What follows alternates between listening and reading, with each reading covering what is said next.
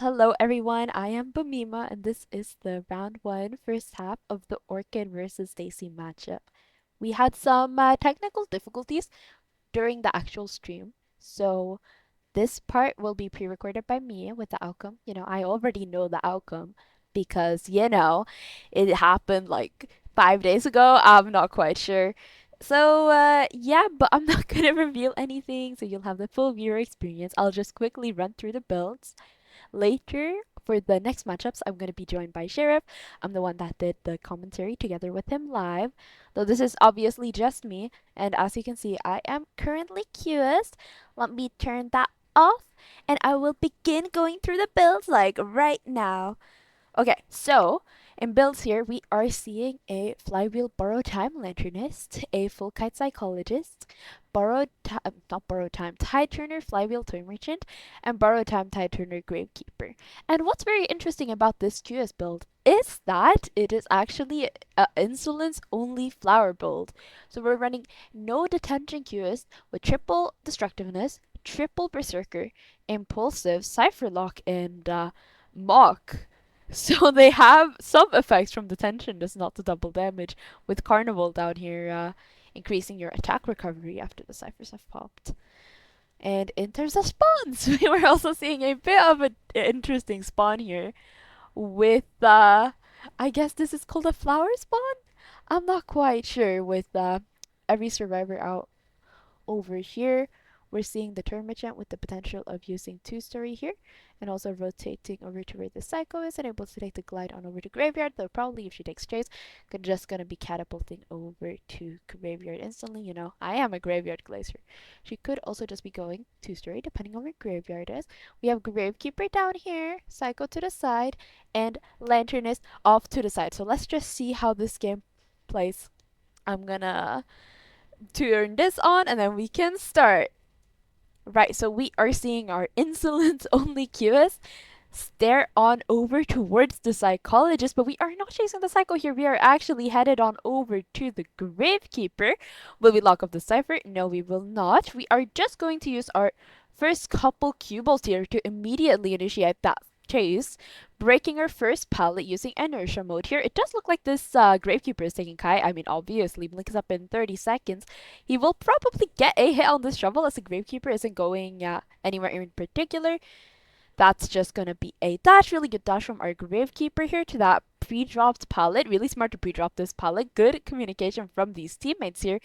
Just dropping a couple pallets here, probably wanting to delay the first hit to either a shovel or a blink, forcing a brick on this. We have 3 connect points to work with. Unfortunately, going back to the lines here, will the Hughes be able to do anything about this? No, he will not. We drop this pallet, probably force another break. This Gravekeeper is doing an amazing job of forcing this Hughes to actually break pallets. We're going off over to an area with not all too many pallets here. I mean, it doesn't really matter when you're already in a shovel, though this shovel doesn't have all too much duration on it. He can't really sit here for forever. We are still chasing this Gravekeeper though. Will he get on the trim? Yes, it does look like he did get on the trim. QS has 2 connect points to work with here. Something that we can notice is that he has not been locking off ciphers, which could be a bit detrimental for him and him potentially getting cipher rushed here, with his endgame potential not being all too strong due to the insolence only. Here we're actually locking off a cipher, locking off the turn merchant cipher. Train drives by, and we're actually seeing that the Gravekeeper is hiding by the entrance pallets here. Though unfortunately, we do not see this, and it does look like Toy Merchant is picking up our next chase, with the Gravekeeper having only a slight bit of durability left on that shovel. Will this be a hit on the Toy Merchant? It does look like she will take a hit here, just as the Insolence procs here, so we do have first presence. Blink, but Termite does have 2 catapults to work with. Are we just going to watch? We are not waiting for him to leave ball mode here. Maybe a bit of impatience. She had already used her gliding ability though, so she wouldn't have been able to make it to graveyard either way. That is going to be a blink. It is unfortunately a bit of a miss blink here as we play around this palace. Is that going to be the hit? No, beautiful flywheel into a palace done from our toy merchant here. Going over to where the lanternist was decoding, just as she pops her cipher here, will we be seeing some lanternist support? It does look like we are using our presence ability here, and the Lanternist is taking the capture for this Toy Merchant into a catapult. Beautiful catapult from Toy Merchant here, where she does actually have her gliding ability back up.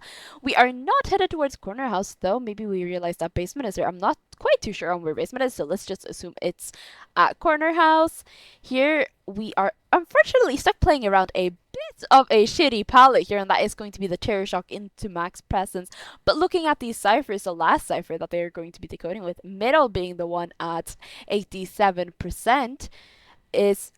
Oh, is it? Yes, it is, right? I am very entirely sure it is not. It's the one at 20%. So that one is going to be freely pressured, hence why the Lanternist is actually headed on over to Island now to decode. It does look like our Gravekeeper is going in for this rescue. He does have Shovel to work with. Though I'm not quite sure if he has one shovel plus that little bit of an ounce of shovel, or if that's the only thing he is working with. We are using our presence ability here to camp into a shovel. Is this going to be after half? It does look like Groove is no longer holding an item, though obviously it is a bit difficult to force after half rescues when you have a Lanternist on the team. Beautiful freeze frame from our Lanternist. I'm not sure if it impacted all too much, but Toy Merchant is taking the Tide Turner now to die in the corner of Graveyard.